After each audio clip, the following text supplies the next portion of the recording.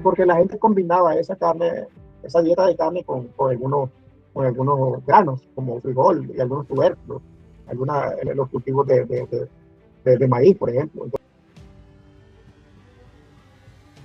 O al contrario, la arqueología corroboró con las fuentes históricas, utilizando las fuentes primarias históricas, que Francisco Hernández de Córdoba había sido decapitado por Pedro Dávila y enterrado con honores en la iglesia, en la cripta de la iglesia de la Merced, y ahí lo encontramos.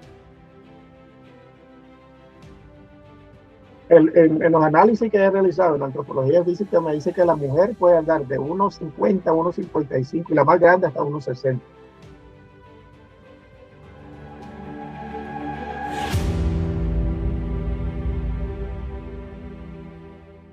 Hola a todos, bienvenidos una vez más a este programa donde mezclamos historia, ciencia, memoria y también misterio. El día de hoy vamos a hacer nuestro segundo programa hablando sobre Nicaragua y para ello nos acompaña en el programa Ramiro García Vázquez, educador, biólogo, paleontólogo y una persona que se ha dedicado a preservar la memoria fósil de Nicaragua. Con más de 30 años de experiencia en este campo, se ha dedicado su vida a descubrir y proteger esas huellas que han quedado bajo nuestros pies. Bienvenido, Ramiro, a este espacio. Muchas gracias, Samuel, por darme esta oportunidad de conversar, transmitir conocimiento con toda la comunidad que te escucha o que nos escucha. No, el placer es todo mío. Tenemos de la comunidad que nos escucha, hay muchos cubanos, muchos nicaragüenses han tenido interés en este programa, así que es una muy buena oportunidad para que todos conozcamos sobre la historia, la prehistoria de Nicaragua. Pero antes de llegar ahí, vamos a familiarizarnos un poco. Qué nos puede contar sobre sus orígenes y cómo surge este interés por ir a estudiar eventualmente la paleontología? Bueno, yo soy originario de un pueblo que se llama Ticuantepe, que está como a 20 kilómetros de la capital. Y después me fui de ahí muy chico. Y Ticuantepe es un pueblo chorotega. Yo me identifico con la cultura chorotega, con los pueblos chorotega. Escribo sobre los pueblos chorotega, que es una de los grupos antropológicos más populares, podemos decir así, que se emplazó, que ocupó el territorio de Nicaragua más en el Pacífico. Cuando los peninsulares llegaron, con quienes primero se encontraron fueron con grupos choroteas, mujeres choroteas, hombres choroteas, poblaciones choroteas. En Managua hay muchos choroteas, había muchos choroteas, y es una de las comunidades más grandes, además de que los choroteas es una nación altamente desarrollada en todo Centroamérica. Entonces hay vestigios, hay elementos, es una de las naciones más importantes a nivel de Centroamérica. Y la idea de paleontología me nació más por la biología. Yo me crié en una comunidad agrícola. Mis padres eran agricultores, entonces lógicamente que mi vida comenzó a desarrollarse vinculado con plantas, cultivos, y ahí me gustaba coleccionar los insectos y ahí me nació la idea de esa maravillosa vida de los insectos, mariposas, larvas, gusanos, que son, la gente le dice así a las larvas. Y cuando tenía 16, 17 años, tuve la oportunidad de estudiar un curso de entomología. Ahí me nació más la idea de la biología. Y una vez ya en la carrera de biología, pues siendo estudiante participé en un proyecto de ciencias naturales en fijación de especímenes. Ya eso como que consolidó mi idea de volverme un biólogo más en la parte científica que ser un biólogo de escuela.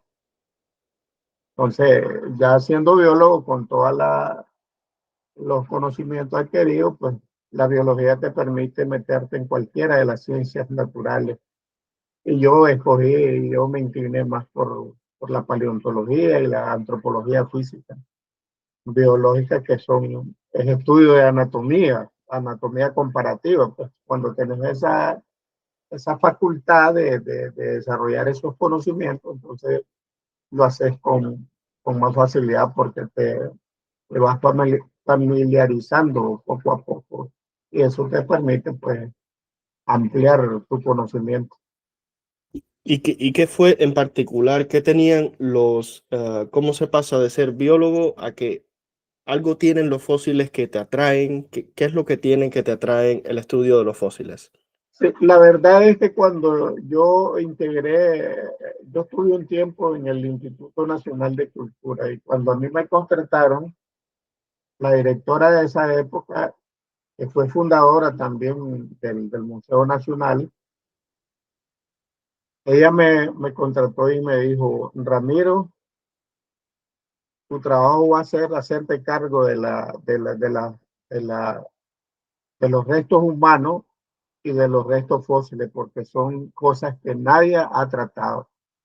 Todos los arqueólogos que han venido del extranjero, entre comillas, porque no todos eran arqueólogos, sino que eran buscadores de tesoros, vinieron y más bien destruyen esos restos. Y como se estaba perdiendo, se estaban impactando sitios paleontológicos y esos quedaban ahí, nadie les ponía atención. Entonces la directora de la época me dijo, mira, hacete cargo de la paleontología y de la antropología física.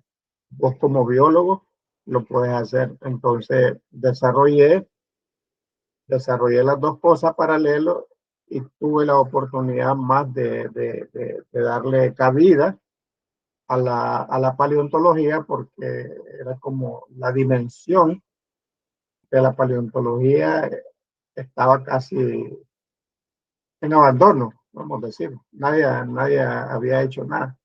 Entonces eso me llamó más la atención porque era un tópico científico que era muy importante para la historia natural del país. Sí, precisamente, es muy importante esa prehistoria, historia antes de que llegaran ni siquiera los humanos. Es muy importante la labor que hacen personas como usted en rescatarla y cuidarla. Y estuve leyendo, ¿no? De sus propias palabras, que en algún momento hubo unas denuncias de unos pobladores porque había una destrucción de sitios, de yacimientos arqueológicos que se estaban destruyendo y hubo una serie de denuncias y eso lo motiva a usted a realizar una serie de trabajos. ¿Es correcto esto? Sí, precisamente por esas causas fue que nos inclinamos más a este rescate, a estos estudios. El fenómeno de destrucción del patrimonio natural en todo el mundo es igual. En América ocurre igual, en Europa también los grandes museos están llenos de restos culturales que provienen de otros países. Entonces lo mismo ocurre en Centroamérica, lo mismo ocurre en Nicaragua, o más bien ocurrió, porque ahora hay un poco más de control. Entonces, esa parte es lo que hemos venido cuidando y en el libro se divulga, pues por eso es que, por esa atención que le hemos dado a esos yacimientos, a esas denuncias, es que en el libro de paleontología, paleoantropología, registros fósiles en Nicaragua tenemos 34 yacimientos paleontológicos, de los cuales 5 son paleoantropológicos, es decir, que tiene que ver con la vida humana, con los restos fósiles de origen humano. Entonces, hemos desarrollado, siento, creo que hemos desarrollado una labor muy importante para estos estudios, haciendo un aporte, lógicamente, a la comunidad en general, pues incluyendo la comunidad internacional. Sí, sin dudas. Bueno, ya que lo mencionamos, para los que nos escuchan, Ramiro ha publicado un libro recientemente que es un resumen muy académico, un resumen de las más de 30 años que él lleva investigando estos sitios. Y bueno, lo dejo que él comente, ¿no? ¿Qué fue lo que motivó a la escritura de este libro? Precisamente, como te decía anteriormente, no había nada de paleontología, porque de arqueología sí ya se habían publicado algunos documentos, algunas publicaciones, Pero en paleontología, solo don Diocleciano y Chávez había recogido, había recuperado algunas muestras. Y habían como 2, 3 artículos de paleontología, pero eran artículos así someros, muy pequeños. Entonces, esa diversidad que yo fui descubriendo, que me fui dando cuenta, me permitió sistematizar, hacer un acopio de la información técnica, científica, trabajos de campo, laboratorio, en un protocolo, en un cuaderno, una libreta de campo que yo le llamo protocolo, y ese orden me llevó a acumulación de toda esta información. Y una vez que tenía acumulado todo ese hiato de información de trabajo, me senté a sistematizarlo, digitalizarlo con disciplina, ordenadamente. Y parte de eso fue éxito, es que me llevó a la publicación del libro, construir este libro de 345 páginas, donde están descritos esos 34 yacimientos paleontológicos. Que la gente ahora está muy contenta pues, con ese libro, porque la paleontología en Nicaragua no existía como literatura. Y ahora la gente sí, pues tiene, a nivel internacional también ya el libro está en Japón, hay en algunos países de Europa, en varios estados de los Estados Unidos, México, Centroamérica, y entonces se ha convertido en un volumen con contenido literario científico que a la gente le llama la atención porque son tópicos que normalmente no se tocan, o no se divulgan, no se escriben. Eso iba a comentar, que tiene un rigor científico, o sea, es una información más que comprobada. Es una muy buena fuente para estudiar desde afuera, los que estamos afuera, que leemos el libro. Tiene muchas imágenes, muchas tablas, muchas descripciones, pero bueno, que si alguien se lo lee, ¿qué puede esperar obtener del libro? Bueno, en primer lugar, creo que es como ya me han dicho, ya me han hecho comentarios, están admirados por esta obra. Y ahorita me recordé que hace como unos 3, 4 meses me reuní con un colega que es doctor en mastozoología, en biología antigua, y él me dijo, te felicito, Ramiro, porque jamás pensé ver este libro, pues cómo lo sistematizaste, la sistematización que existe, el trabajo de laboratorio, el rigor, eso que me acabas de decir, vos tiene un rigor científico increíble, porque tiene índices de contenido, tiene índices de figura, de yacimiento, ilustraciones, figuras, imágenes, tiene un glosario, tiene mapa, tiene tabla, y él entonces comentaba que es un libro con mucho rigor científico y que lo que más le sorprende a él es la sistematización que le di al libro, que su contenido, los trabajos de laboratorio, los análisis, la clasificación taxonómica, la clasificación anatómica, es decir, es un libro completo que puede ser una fuente de información para los estudiantes de biología, para los estudiantes de geología, para los estudiantes de paleontología, es decir, para cualquier estudiante que quiera obtener más información sobre la historia natural de Centroamérica con énfasis en Nicaragua. Correcto, no, yo estoy más que de acuerdo. He tenido la oportunidad de leerlo diagonalmente, ¿no? Pues lo tuve hace pocos días y creo que a lo largo de los días voy a poder aprender mucho de ahí. Entonces, como todos acá en el espacio queremos aprender, es la primera vez que viene un paleontólogo a este espacio. Vamos a hacerle unas preguntas sobre el tema, ¿no? Brevemente, ¿cuál sería la diferencia entre paleontología, arqueología, paleoantropología? La paleontología, como ciencias de la Tierra, con la biología, la geología y otras ciencias, su objeto de estudio son los fósiles de origen animal y vegetal, cómo se formó todo ese proceso de mineralización, proceso físico-químico, asociado, auxiliándose de otras disciplinas como la geología fundamentalmente, porque el paleontólogo hace uso de una técnica que se llama bioestratigrafía. Entonces, un paleontólogo que no sabe geología no puede obtener esa información porque es importantísima. Esa es la paleontología. La paleoantropología es una rama también de la biología y de la paleontología, pero esa se especializa en el estudio de fósiles de origen humano, solamente en fósiles de origen humano. Claro, un paleontólogo puede hacer este tipo de estudios, pero tiene que estar familiarizado con la anatomía humana por cuestiones de reconocer y no confundir restos fósiles humanos con los de un animal. Esa es la paleoantropología. Paleontología, ya sabemos pues que es la paleontología, y la antropología es la gente. Y la arqueología es una disciplina que tiene como objeto de estudio las sociedades pretéritas a través de los elementos culturales.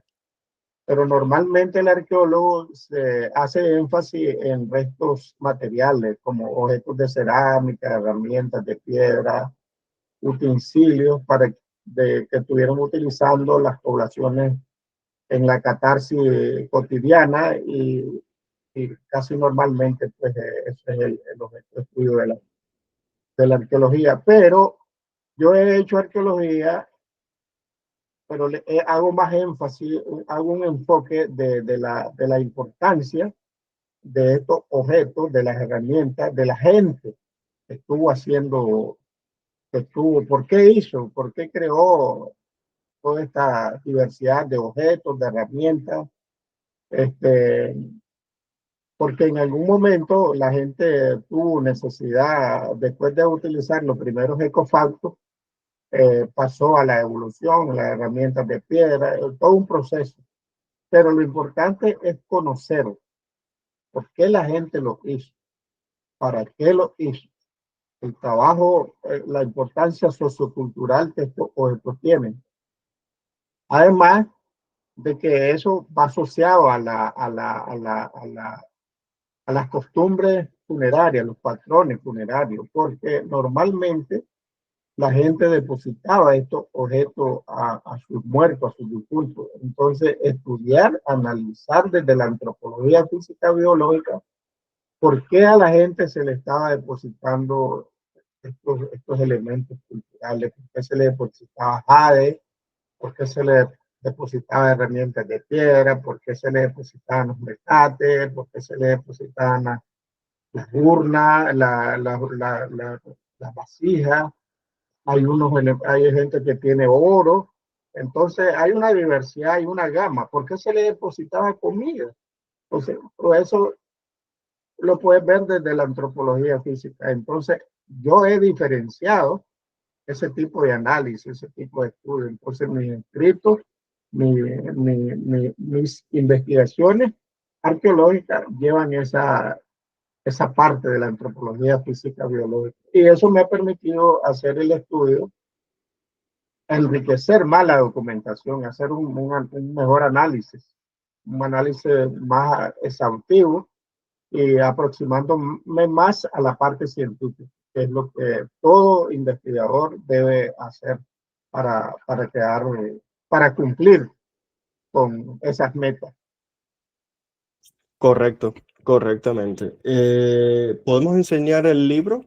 Yo lo voy a poner en pantalla para que las personas lo vean, pero él lo tiene ahí en sus manos. Ahí está. Este es el libro del que hemos estado hablando, que tiene recopilado estos 30 años de investigación. A ver. Sí, el libro, el título del libro es Paleoantropología, Registro Fósil en Nicaragua, en la parte superior.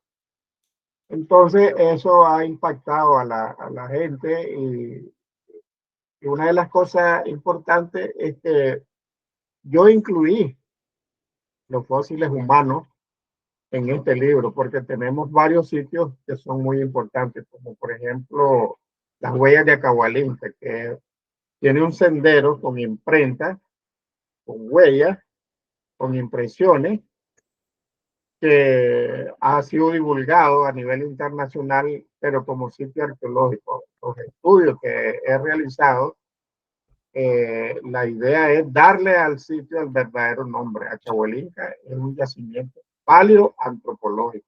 Por Es supuesto. arqueológico también, eso, pero sí, su verdadero nombre es paleoantropológico, un yacimiento paleoantropológico, por la naturaleza de las evidencias. Y es un sitio que es único a nivel de América, a nivel Ah, mundial también, a nivel mundial. ujú. Ahora nos adentraremos en algunos temas que estuve hojeando que me parecen muy interesantes en el libro. Y como tal, o sea, es un libro, pero son sus años de trabajo, de estudio, de descubrimiento, más que nada. Entonces, para todos los que estamos oyendo por primera vez hablar de paleontología y que vamos a oír próximamente hablar de la historia, de cómo es la historia de esta tierra, pudiéramos hablar entonces esta evolución de la Tierra, cómo se divide, cómo se llaman estos periodos de la evolución de la Tierra. Sí, este tema, Samuel, es un tema muy delicado, si podemos decir así, pero muy científico, muy interesante, porque es algo difícil que la gente logre a entenderlo. Incluso los mismos estudiantes de geología, de biología, no logran a comprender. Pero yo he hecho un esfuerzo para aclarar, para compartir ese conocimiento sobre la historia de la Tierra, porque hay algunas cosas que se dicen, pero que no tienen sustento científico. Entonces, la historia de la Tierra, la evolución de la Tierra es inmensa, y para mí sería como un tema muy aparte, le podríamos abordar en otro momento. Pero ahora sí, pues te voy a dar algunos datos que en el libro aparecen. La edad de la Tierra, este, aparece en el libro en un capítulo que se llama La geología de Centroamérica. Pero la edad de la Tierra ha sido fechada, y la gente duda de eso cuando se utilizan radiaciones utilizando restos de meteoritos. Ahí tiene su inicio, y esta fecha logran a decir que tiene 4.500 millones de años, y todo el sistema solar, porque nosotros somos parte de eso.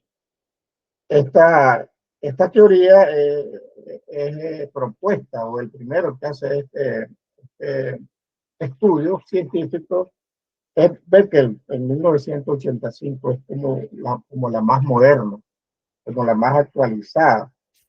Y él cree pues que con esto es como una iniciativa científica de mayor trascendencia, más relevante. Pero hay otro señor que se llama Jaime Hutton, que en 1785 él propuso la teoría de la Tierra. Y él decía pues que en esta teoría geológica hace la propuesta, también lo apoya otro señor que se llama Nicolás Stan, y él dice que habla también de la datación de la Tierra con prueba verifica, y lo apoya también otro señor que se llama Charlie Ley, y consolidan estas teorías. Pero el padre, podemos decir, la geología moderna es este señor Jaime Hutton, que es el que propone estas teorías. Hutton dice que en sus estudios logra a dividir, a proponer más bien las eras geológicas, y las clasifica en 5 eras geológicas: la arcaica, la primaria, la secundaria, la terciaria y la cuaternaria. Pero todo ese estudio está lleno de un hiato de información geológica, biológica, de la evolución, que posteriormente ellos consolidan esta teoría, y hacen como una síntesis. Por ejemplo, para el arcaico, ellos proponen un periodo geológico, una era geológica que se llama paleozoica. Esa era paleozoica abarca todo lo que es la vida antigua. Pero en esa vida antigua, los primeros que hay son microorganismos unicelulares. Hay una evolución que viene desarrollando. Entonces, ese periodo arcaico que corresponde a la primaria es de 3.500 años a 1.000 millones de años. Pero todo eso tiene un proceso de entender esa parte biológica.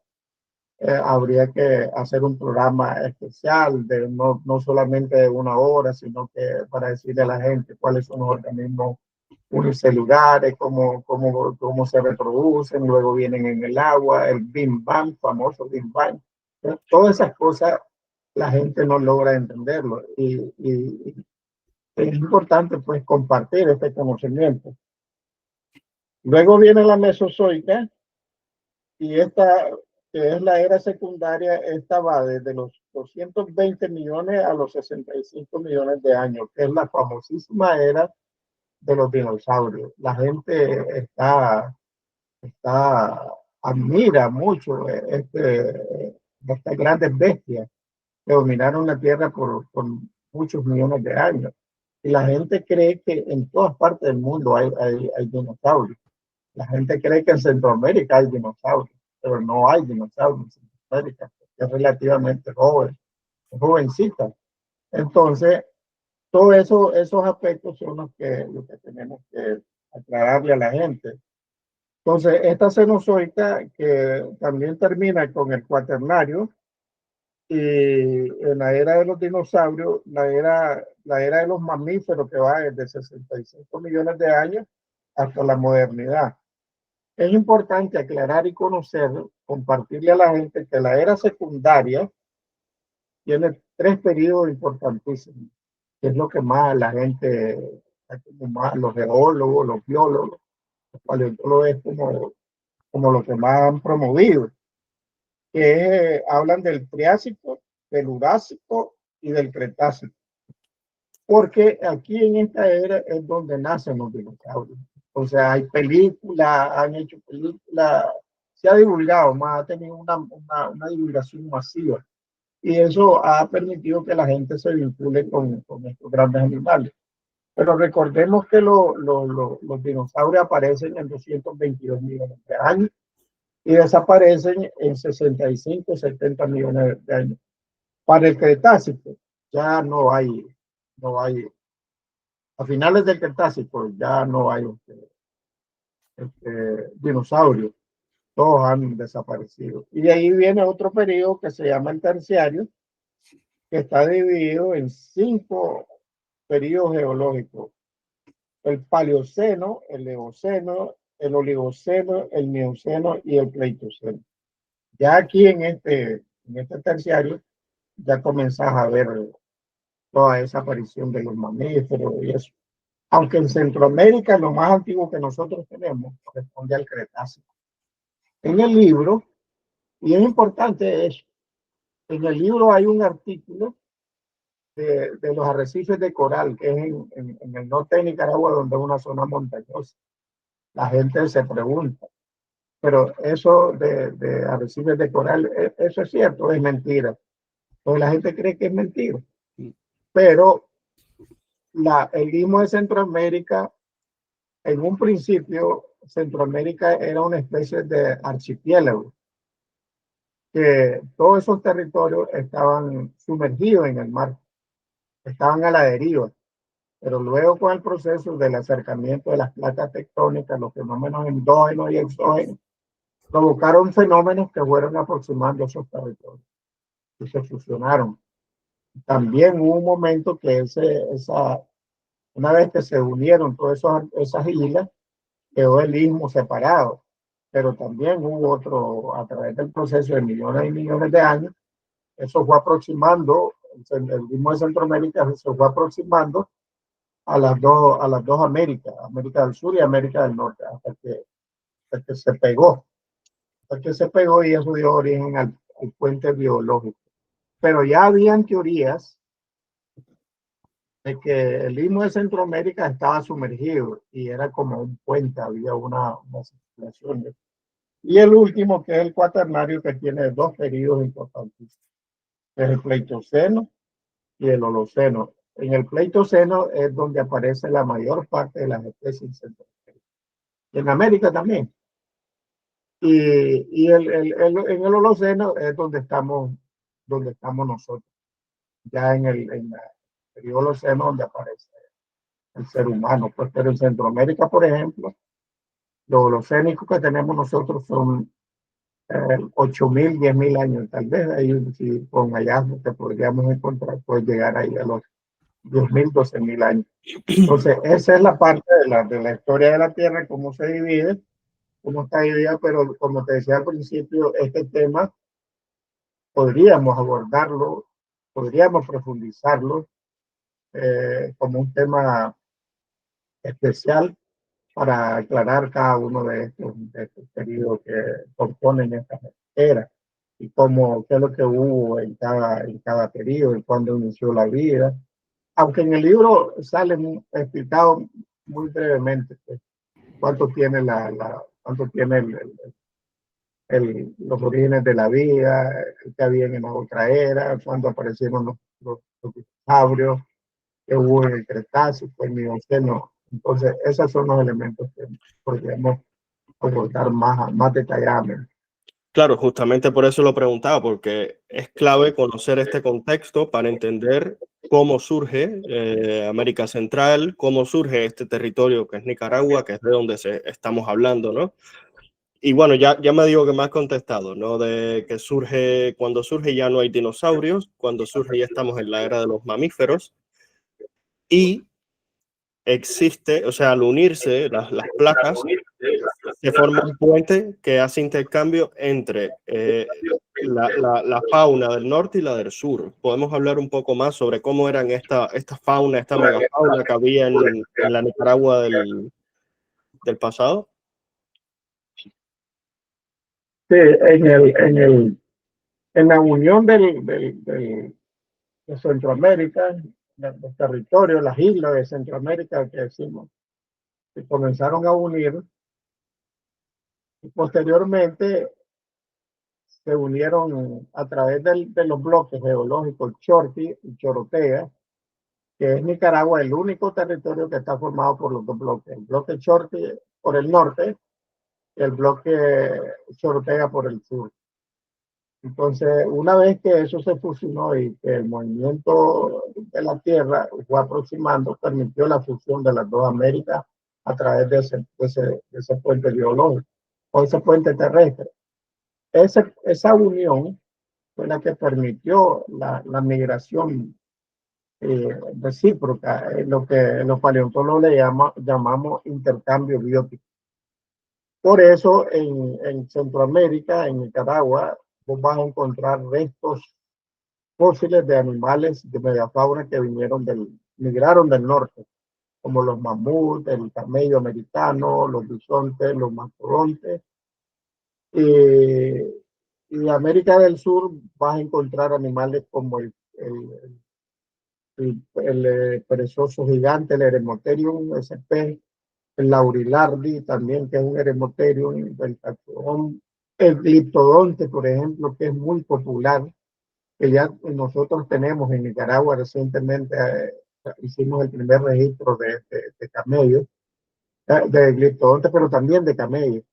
Entonces, ese intercambio biótico, en un momento, el mismo de Centroamérica jugó un rol importantísimo. Pero Nicaragua fue el territorio de mayor relevancia porque Nicaragua se fusionó. Nicaragua tiene los dos bloques, el bloque de Norteamérica y el bloque de Sudamérica. Por eso, esa gran característica, esa diversidad. Y la fauna, uno de los elementos más importantes que tiene es esa fauna de saltadores de isla, por ejemplo. En Nicaragua tiene osos, que probablemente ese oso vivió cuando Nicaragua era una gran isla. Entonces, todo ese intercambio a través del mismo de Centroamérica, esa diversidad, y permite conocer a través del estudio de los fósiles que Centroamérica comparte la fauna, la megafauna, es conspicua a nivel de todo Centroamérica. Bastante parecido entonces. Y bueno, ya aquí lo han mencionado, los grandes, que era una megafauna parecida a la del norte. Entonces, ¿en qué momento llega el ser humano a Nicaragua según las evidencias que se tienen? Y aprovechemos para decir, cuando llegan, ¿qué tipo de megafauna es la que queda en ese sitio y cuál se ve afectada por su llegada? Recordar que la teoría más contundente de las migraciones, de las oleadas humanas que vienen de Euroasia y a través del estrecho de Bering, alcanzando el territorio de Alaska, Canadá, los Estados Unidos, luego México y luego hacia Centroamérica. Estas oleadas de humanos que viene persiguiendo las manadas de estos grandes mamíferos, detrás de los bisontes, probablemente detrás de los mamuts, mastodontes, algunos para cazar y otros para mejorar su nivel de vida, y lo mismo ocurría con los animales también. Entonces, probablemente los primeros humanos que eran recolectores, cazadores, pescadores, pudieron haber llegado a Centroamérica, porque tengo datos también, en el libro aparece un poco la explicación breve, que en Centroamérica el ser humano pudo haber estado ahí entre unos 8.000, 10.000 años. Y en Nicaragua, por los estudios, también porque también he visto la fauna de Centroamérica, en Honduras, El Salvador y de Guatemala. Entonces, probablemente la gente que asentó, que se emplazó, que vivió, que era nómada en Centroamérica y Nicaragua, cohabitó todavía con bisonte, logró ver a los armadillos, probablemente los mastodontes. Hay un dato interesante, que ya para en enero ya lo voy a tener comprobado, es que la gente, el artista ancestral, aparentemente estuvo dibujando mastodontes, estuvo dibujando bisontes, pero eso todavía no lo he corroborado. Si nosotros logramos corroborar que la gente, el artista pintó, hizo petrolíferos, porque tengo fotos, realizó esos dibujos y los elaboró, los esculpió en piedra, entonces significa que los humanos cohabitaron en estos ecosistemas aproximadamente unos 8.000, 10.000 años con estas grandes bestias, porque el mastodonte, los bisontes, probablemente los gliptodontes desaparecieron ahí a unos 8.000, 10.000 años. Para esa época, el Holoceno ya habían desaparecido. Bueno, aquí hemos hecho un recorrido, ¿no? Pero cada pequeño paso que hemos dado son millones o miles de años.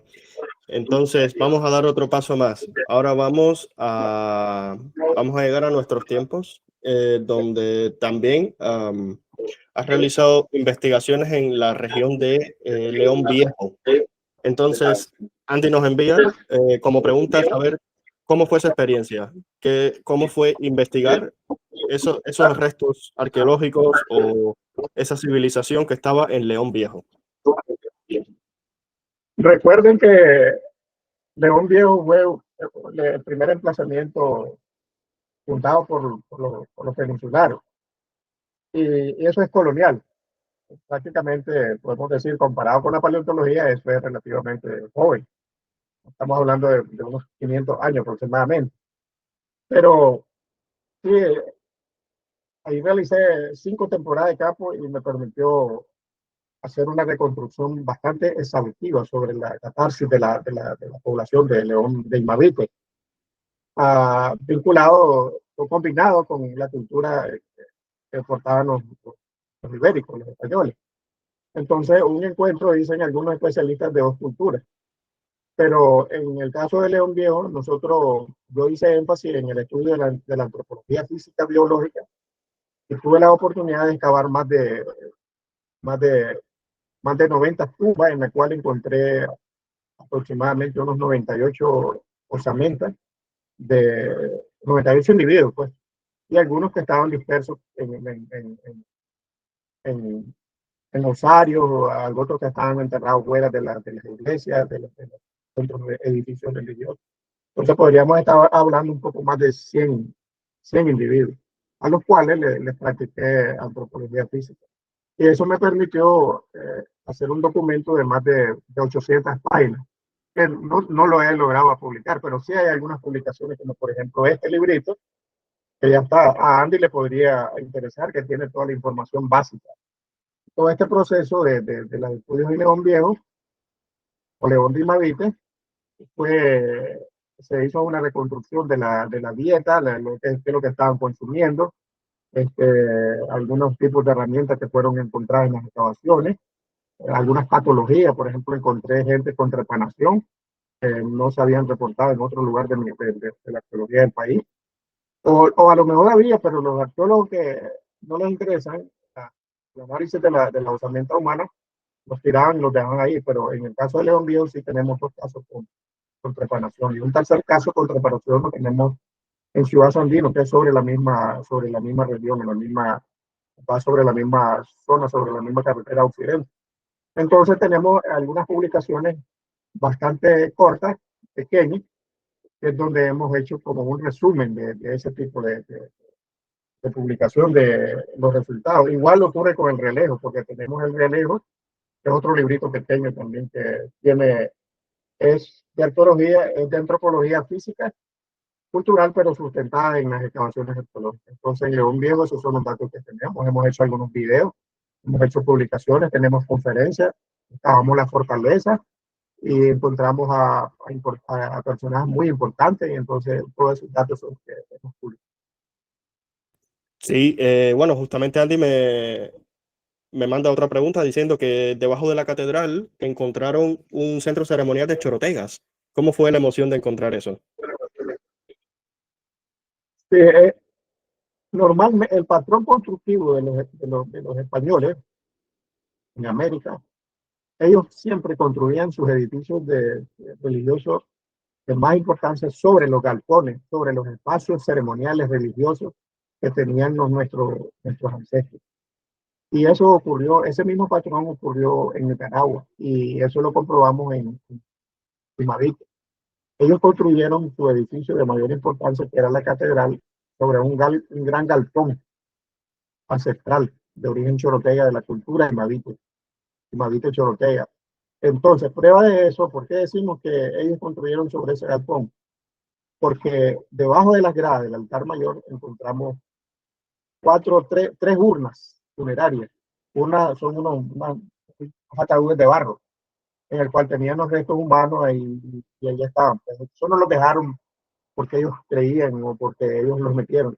Eso es una muestra contundente de que el espacio era un centro ceremonial, un espacio donde estaban enterrando a su gente también. Hay otro caso de una mujer que hallamos las extremidades inferiores de la pelvis para abajo, debajo de una pared del edificio. Y esta mujer tenía restos de cerámica como ofrenda en la región pélvica. Y más encima de ese entierro estaban los restos de Valdivieso. ¿Qué significa eso? Que el entierro ancestral fue catapultado por la pared, toda la parte de la pelvis hacia toda la región torácica, y el cráneo quedó enterrado, quedó debajo de la pared. Pero de eso encontramos otros elementos más. También encontramos una mujer con trepanación, y una cantidad y el material cultural también, el hecho de haber encontrado 85 fragmentos de navajas prismáticas elaboradas en obsidiana, que era un material controlado por la élite de la época, te permite inferir, pues, que ese espacio era un lugar de élite, un lugar de reunión, un lugar de ceremonia, y ese es el patrón que nosotros encontramos. Y afirmamos contundentemente de que León Viejo o León de Imavite fue construido sobre vestigios ancestrales, sobre un asentamiento ancestral. Porque vos allá cerámica ancestral en cualquiera de los sitios donde sabes encontrar ese tipo. Mencionas que en estas investigaciones encontraron restos de algunas personalidades distinguidas. Una de ellas fue Francisco Hernández de Córdoba, que curiosamente cuando lo encuentran, esa no tiene la cabeza. ¿A qué se puede deber eso? Exacto, esos son temas que va a ser difícil que la explicación la miremos en este momento, pero sí encontramos en la iglesia de la Merced. Yo excavé en la fortaleza, excavé en el convento de la Merced, en la iglesia de la Merced y en la catedral, en Santa María de la Gracia. En el convento, en la iglesia de la Merced, encontramos algo muy importante desde el punto de vista arquitectónico. Fue una cripta, la primera cripta que se registra a nivel nacional, un espacio colonial, donde están las gradas, la cripta, la entrada, los depósitos, todo. Y, y en la parte izquierda de la catedral, en la primera tumba, encontramos los restos humanos de un hombre de aproximadamente unos 60, unos 65 centímetros de estatura, sin su cabeza. O sea, no habían vértebras cervicales, no habían dientes, no estaba el cráneo. Pues. Eso significa que ese individuo fue enterrado ahí, sin su cabeza, pero fue enterrado en un espacio especial dentro de la cripta de la iglesia de la Merced, porque tenía una importancia social en ese momento para su grupo. Entonces lo que hicimos fue corroborar con datos históricos, con una fuente histórica y apoyado con un claustro de los mejores historiadores del país en ese momento, y se corroboró, pues o al contrario, la arqueología corroboró con las fuentes históricas, utilizando las fuentes primarias históricas, que Francisco Hernández de Córdoba había sido decapitado por Pedro Arias Dávila y enterrado con honores en la iglesia, en la cripta de la iglesia de la Merced. Y ahí lo encontramos. Y la edad del hombre se dice que era un tipo de entre 40 y 45 años, de tal manera que si le enterraron sin su cabeza ahí, habla de que la cabeza la pusieron como ejemplo para intimidar a aquel que se quería revelar ante las autoridades, ante la corona, y a Francisco Hernández de Córdoba lo acusan de eso, que fue uno de los motivos por el cual Pedraria mandó a decapitar a Francisco Hernández de Córdoba. Y tiene una lógica también, porque este Pedraria, Sopena, que era un viejo ya con todos los males, en Panamá hizo lo mismo con Balboa. Era su yerno, ¿va? No le importó que era su yerno. También lo mandó a decapitar por razones sociales también. Entonces, él hizo lo mismo y el mismo patrón. Allá los panameños le pusieron Balboa a su moneda, haciendo un reconocimiento a Balboa, y en Nicaragua lo mismo, la moneda Córdoba, en honor a la gente, a mucha gente no le gusta, pues, pero es difícil quitar eso. Pues qué interesante esto. Vaya, que lo que se descubre en estas excavaciones, de verdad que es mucho, es un rescate muy grande a la historia, a la identidad de la nación, de Nicaragua en sí. Me imagino que todavía quedan muchos sitios que puedan tener mucha sorpresa. O, bueno, ¿qué opina usted de esto? ¿Hay sitios que parecen interesantes para seguir trabajando ahora? Bueno, León de Imavite es un gran, yo lo llamo en un estudio, es un gran laboratorio para conocer la historia colonial, y de paso te das cuenta de mucha historia ancestral, porque es rico en este tipo de evidencia. Por ejemplo, ahí mismo fue enterrado Pedro Arias Dávila, y encontraron los primeros obispos, por ejemplo. Osorio, que fue el primero en llegar a hacer la función de religioso, transmitir el cristianismo y eso, y luego vino Mendavia y Valdivieso, lo asesinaron, todos ellos habla de que venían en defensa, protegían a las poblaciones originarias, pero hubo un sistema de violencia, entre ellos mismos se cometieron asesinatos, y probablemente esa fue una de las razones por el éxodo de la ciudad, que se trasladó a León moderno, a León actual. Pero en Nicaragua hay una cantidad, hay una diversidad, es rico en arqueología, hay muchos yacimientos arqueológicos que no se han tocado, no se han excavado y eso. Pero yo prefiero mejor que no los excaven, porque como no se divulga es mejor dejarlo ahí, y es mejor preservarlos tal como están, si no vas a hacer ningún estudio con carácter científico, con propósito. Entonces, pero hay, como decimos, hay una cantidad de sitios que se han investigado, que no se han excavado. Sí, justamente Andy me comenta que en el propio Sutiaba hay bastantes restos que no se han estudiado, y creo que hay más de 7 templos que están en las ruinas, o sea que sería una buena oportunidad quizás. Y por eso te decía que hay una cantidad de yacimientos Yo tuve la oportunidad de estar en Sutiaba y publiqué un catálogo de la colección de la comunidad de Sutiaba. Hicimos un museo e hicimos un estudio con estudiantes de la Universidad La Sapienza de Italia, y ellos se estaban especializando en arqueología mesoamericana. Interesante, tuvieron cuatro jóvenes. Y con ellos hicimos este estudio, este catálogo. Ya se los he compartido a algunos Sutiaba y les hicimos el museo. Entonces, y también hice unas excavaciones en el colegio Monitormijo. Pero ahí vos encontrás todo en este catálogo encontrás alguna información de esos trabajos. Y encontrar la clasificación de una linda colección de estatuarias, de metates, de collares, como lo se puede ver ahí en la página. Y esto lo he compartido con alguna gente. Entonces, hay muchos sitios arqueológicos, muchos yacimientos, promontorios.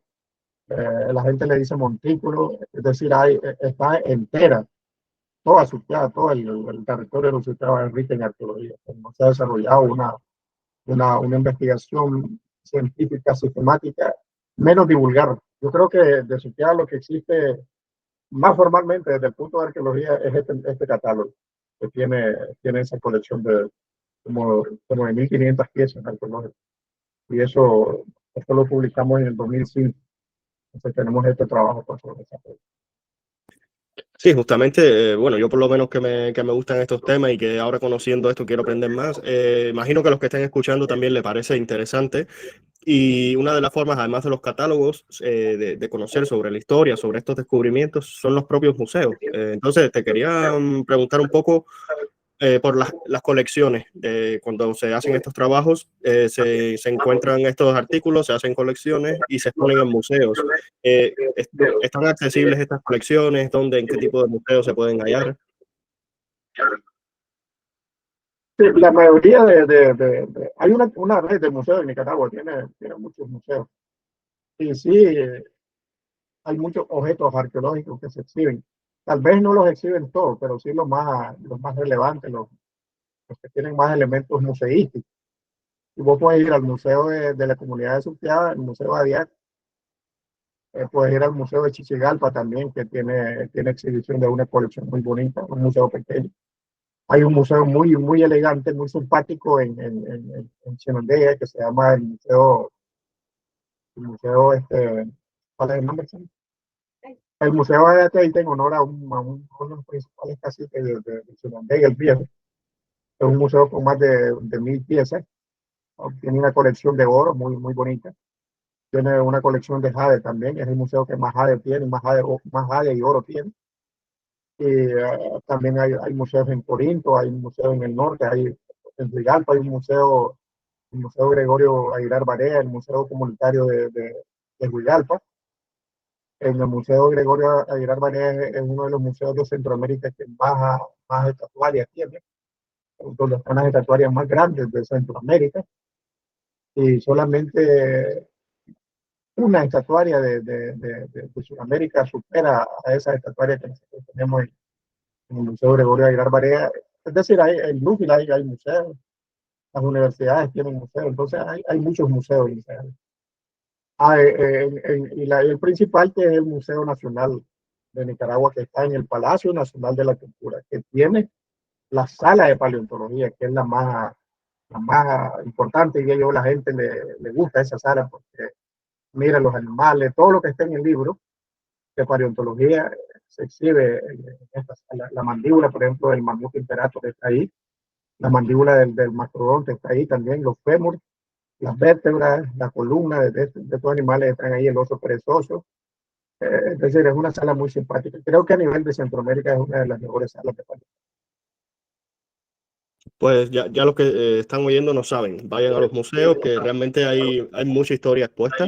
Y bueno, tenemos todo catálogos, publicaciones de la cantidad de trabajos que se han hecho en Nicaragua y alrededores. Entonces, una pregunta final.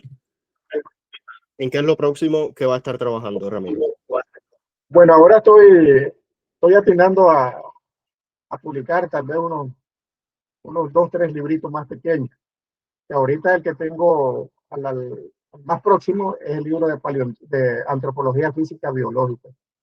que versa sobre los análisis de restos humanos de más de 500 tumbas que excavé durante más de 30 años, con análisis de la tipificación del ser humano, la estatura, la identificación del sexo, la edad, cómo se estuvieron alimentando, eh, las ofrendas, los tipos de entierros que estuvieron practicándose, los patrones funerarios, les digo yo, y ese es el más próximo. Pero tengo otras propuestas de publicaciones, pero vamos a ver hasta dónde llego. Y ahorita lo que hemos estado en un proyecto de publicar un segundo volumen de paleontología, no una segunda edición, un segundo libro de paleontología que abarque sitios que no están incluidos en el libro, por ejemplo, el hallazgo de un yacimiento en la región del Caribe que no teníamos registro, que nosotros creíamos que estos animales no habían ocupado estos territorios. En Ciuna hay un yacimiento que recientemente lo registramos, lo analizamos, que tiene mastodonte y tiene caballo. Eso es único en el Caribe. Tenemos también la presencia de un gliptodonte y un camello en la zona de Malacatoya, yendo de la carretera Granada El Papayal o Malacatoya El Papayal. Son dos grandes yacimientos que hay que divulgarlo y una cantidad de yacimientos paleontológicos que la gente me ha compartido fotos, sitios con abundantes restos paleobotánicos, madera fosilizada, ámbar, y tenemos pues esa es una meta. Y lo más interesante en esto es que cómo la gente está reportando estos tipos de hallazgos. Hay un sitio que probablemente en enero tenga que ir, que tiene un dibujo, un petroglifo que tiene la probóscis la trompa, la probóscis, le decimos, de un mastodonte, de un mamut. Lo más seguro que sea mastodonte, es un petroglifo, y si eso lo comprobamos, estaríamos en presencia de un hallazgo de que puede ir desde 8.000 a 10.000 años, porque esos mastodontes desaparecieron en ese periodo. Pero tenemos otro en San Miguelito, en Río San Juan, la presencia en una roca donde está dibujado el mastodonte asociado con elementos antropomorfos, el ser humano, junto con el mastodonte. Tenemos otro también con elementos de un bóvido, un bisonte. Entonces, todos esos datos es importante corroborarlos, verificarlos para, para, para ver si es parte del arte ancestral. Y si logramos corroborar que eso es cierto, que es un dibujo ancestral, entonces estaríamos dando un paso cuantitativo y cualitativo para la historia de Nicaragua, porque estaríamos hablando de más de 8.000, 10.000 años en esta parte. Entonces, eso es lo que me atina ahora, estoy escribiendo para publicar, para divulgar. Estamos utilizando las redes sociales. La página Paleontología de Nicaragua ha crecido como la espuma. Estamos llegando ya casi a los 65.000 personas que interesadas en la paleontología, en los canales de YouTube, el canal de Facebook. Entonces, eso ha permitido que la gente sea partícipe de este proyecto educativo científico, porque la página, esa es la misión que tiene, transmitir ese conocimiento que llene esa necesidad de la gente en conocer estos trabajos científicos que no se pueden divulgar en físico, pero que ahora lo estamos divulgando a través de la red. Entonces, esa es lo que nos atina ahora, estamos ocupados.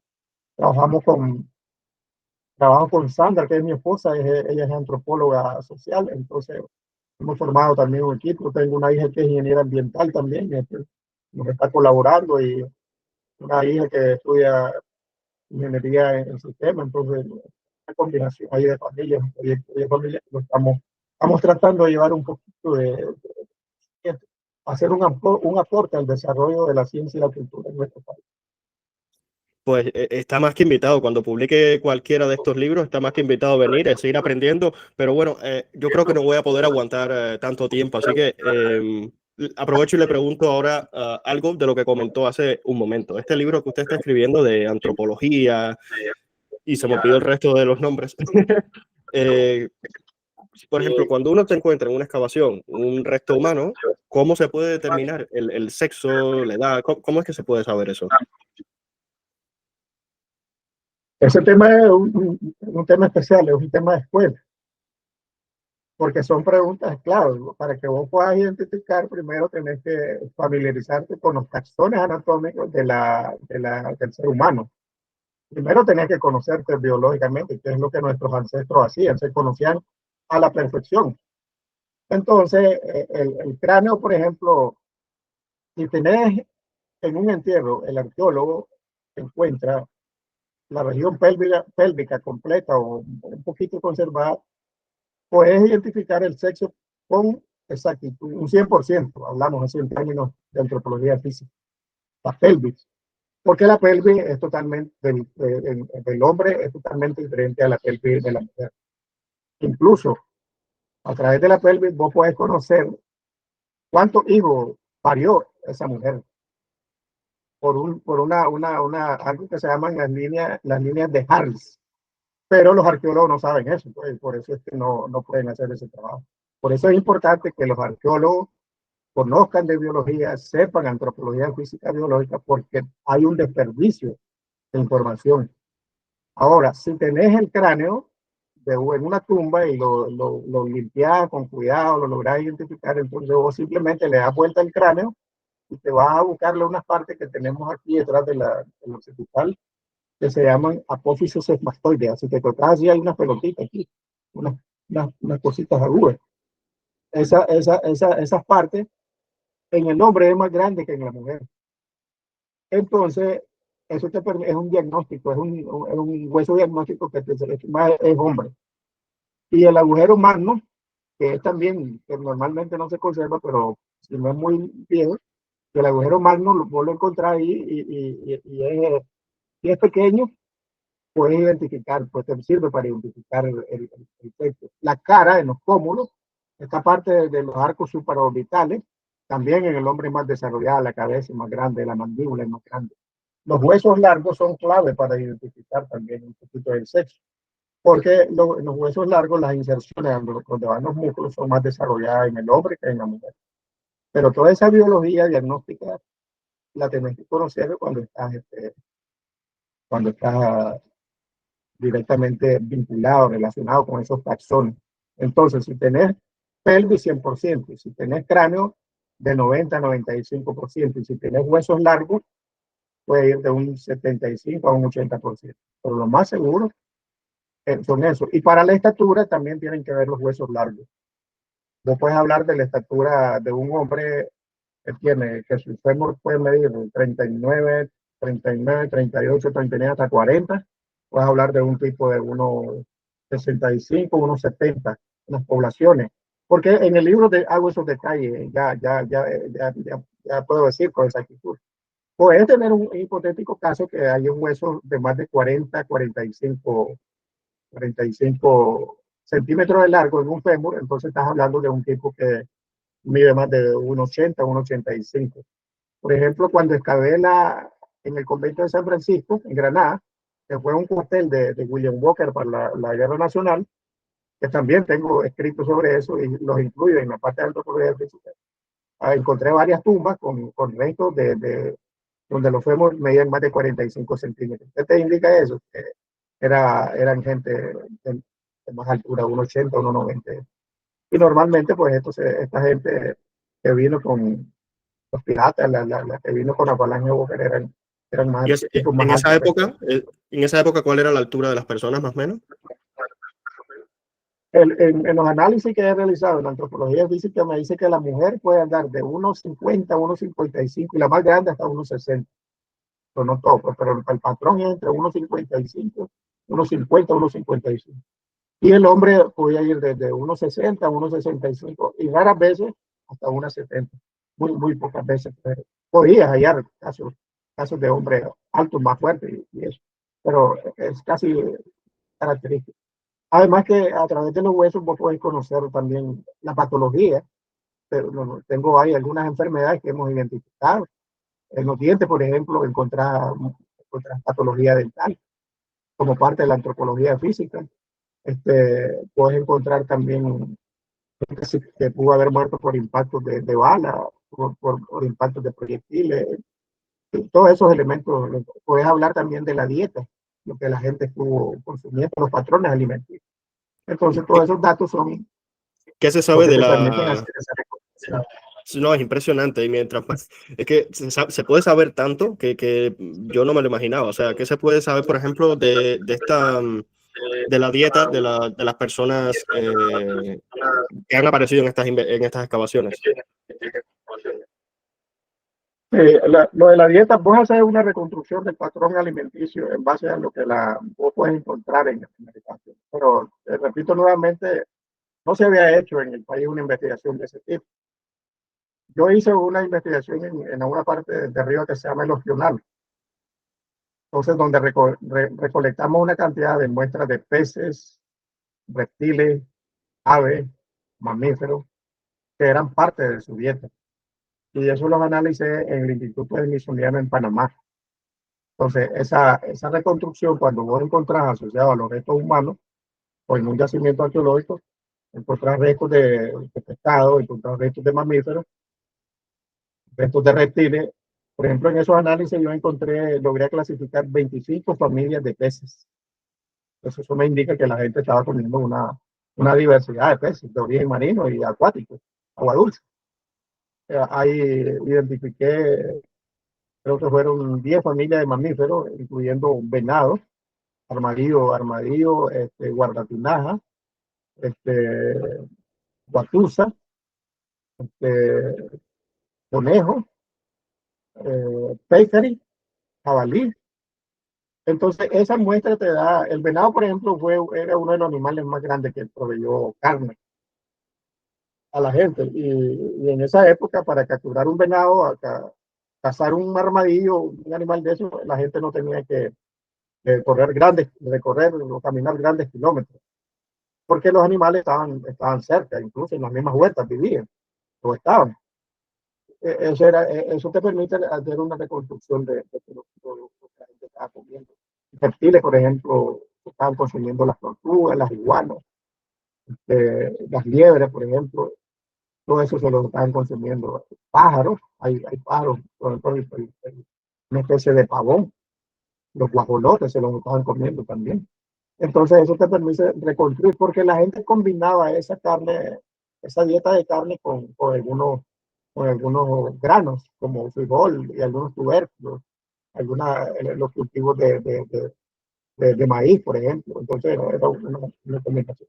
Pero ya hemos hecho algunos análisis con nosotros de, de, de, de maíz para conocer este tipo de reconstrucción alimenticia. Y ese proyecto, esos resultados, los presenté en el 49 Congreso Americanista en Quito, Ecuador. Entonces, esa divulgación es muy importante que permite hablar con solidez, con bases científicas, para hablar de esta reconstrucción. Que tenés que meterle también que en Nicaragua en esa época había una diversidad de árboles frutales, que era parte de la dieta de la población. Entonces, todo eso es lo que vos te imaginas que podemos hablar. Claro, esto es un tema Sí, esto súper es un amplio. tema, sí, que da para mucho. Y bueno, lo último que le voy a preguntar sobre eso, porque yo creo que ya eso va a quedar bien documentado en un libro.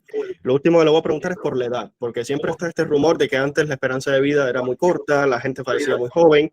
¿Qué nos puede decir sobre eso, sobre lo que ha aprendido de las excavaciones? Para la edad, vos puedes sacar la edad a través del cráneo. Cuando los huesos del cráneo están fusionados, totalmente soldados, si vos agarras un cráneo tiene una sutura. Y esa sutura está finita, no se ve, ya el hombre pasa de 50, 60 décadas de la vida.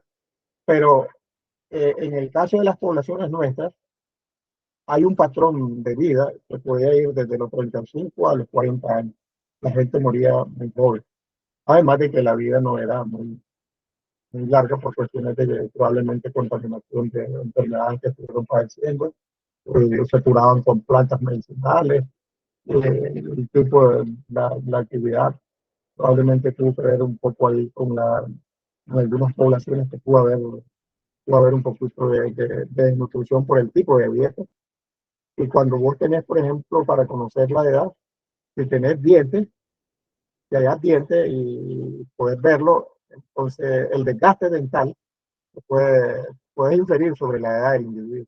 Cuando el desgaste dental es, cuando vos encontrás un entierro, un individuo, y encontrás los dientes, tenés dientes y las cúspides de los dientes, vos te tocas las cúspides, son unas puntas, cuatro puntitas, cuatro cúspides, si las tenés, esas cúspides comienzan a desgastarse a partir de los 35, 40 años, ya comienza el desgaste. Pero ya cuando tenés 45, 50 años o más, yo por ejemplo ya no las tengo, ni me las busco, ya están desgastadas.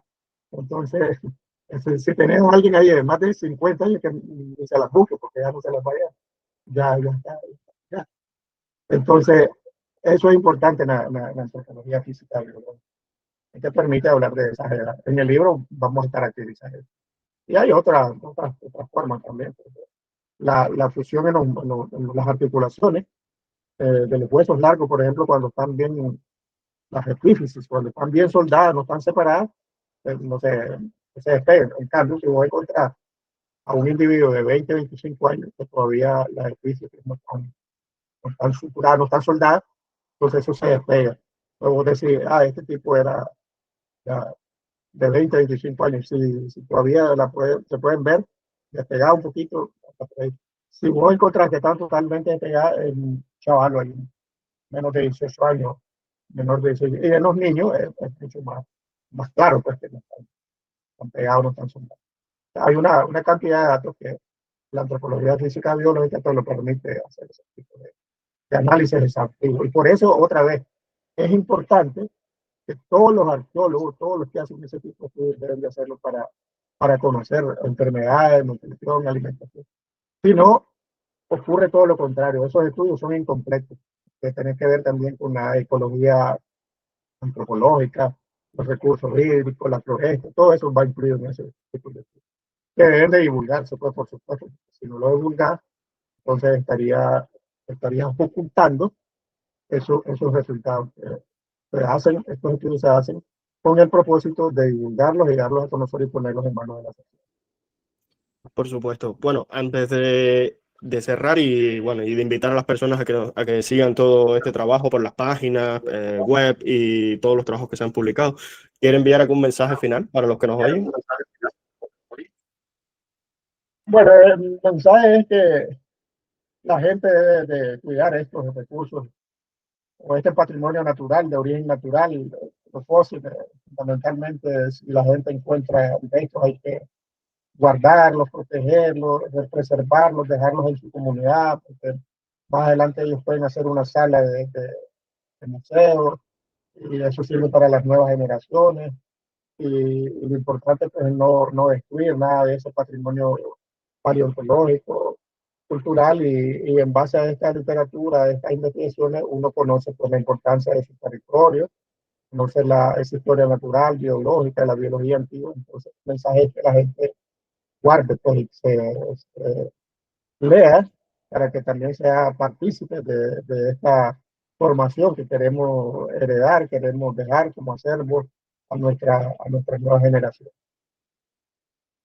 Pues muchas gracias, Ramiro, y a todos los que nos escuchan, ya saben, están invitados y está más que recomendado que sigan las páginas, todos los descubrimientos que se están haciendo en paleontología y para todo lo que va a venir próximamente, todas las investigaciones que, como ya han oído, van a tener resultados bastante interesantes.